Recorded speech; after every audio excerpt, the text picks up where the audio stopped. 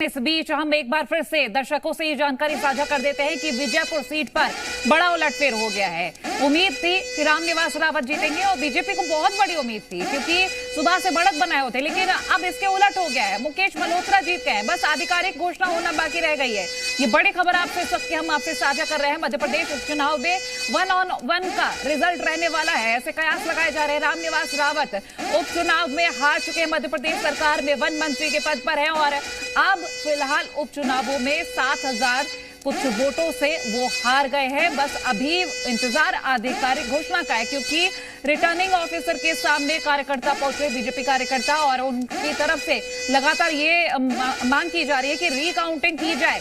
बहरहाल अभी ये बड़ी अपडेट हम आपसे साझा कर रहे हैं। मतगणना की लगातार महा कवरेज हम आपसे साझा कर रहे हैं। मध्य प्रदेश उपचुनाव से जुड़ी ये जानकारी 1-on-1 बुधनी में।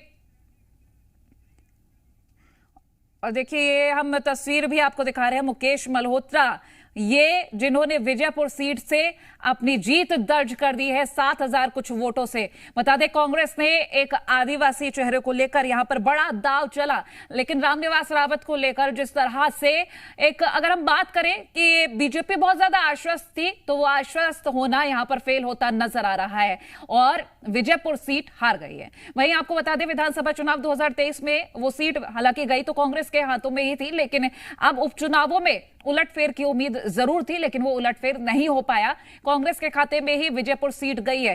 कांग्रेस की ओर से यह जरूर कहा गया था कि हम देखिए जो परिणाम होंगे वो चौंकाने वाले होंगे, और वाकई में ये परिणाम चौंकाने वाले हैं क्योंकि सुबह से रामनिवास रावत बढ़त बनाए हुए थे और ज्यादातर बढ़त उन्होंने बनाई थी कई राउंड्स में, और अब 7,000 कुछ वोटों से मुकेश मल्होत्रा जीते हैं। 20वें राउंड में जब मार्जिन सामने आया तो 5,000 वोट्स का आया था, और जो अंतिम राउंड था, आखिरी राउंड था 21वां राउंड, उसमें 7,000 कुछ वोट्स का मार्जिन साफ तौर पर सामने आ गया है। और अभी आधिकारिक घोषणा का बस इंतजार हो रहा है। मुकेश मल्होत्रा कांग्रेस प्रत्याशी जो कि विजयपुर सीट से अब विधायक के तौर पर सामने आ रहे हैं, उनका चेहरा ये हम आपको बता रहे हैं, उन्होंने जीत दर्ज कर ली है।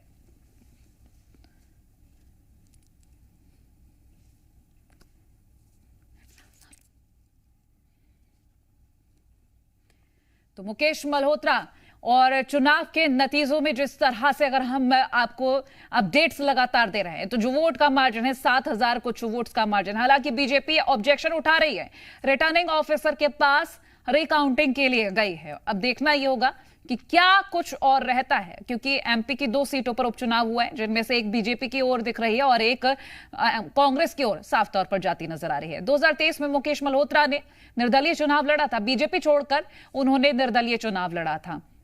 वहीं चुनाव के नतीजों में वो तीसरे स्थान पर रहे थे, लेकिन अब उन्होंने जब कांग्रेस से चुनाव लड़ा है तो अब वो जीत दर्ज कर चुके हैं। विजयपुर सीट से हम ये आपको बता रहे हैं जानकारी। अभी बस आधिकारिक घोषणा होना बाकी रह गई है क्योंकि 21 राउंड की काउंटिंग हो गई है और अभी इंतजार सिर्फ आधिकारिक घोषणा का। कुछ वक्त और जब ये घोषणा हो जाएगी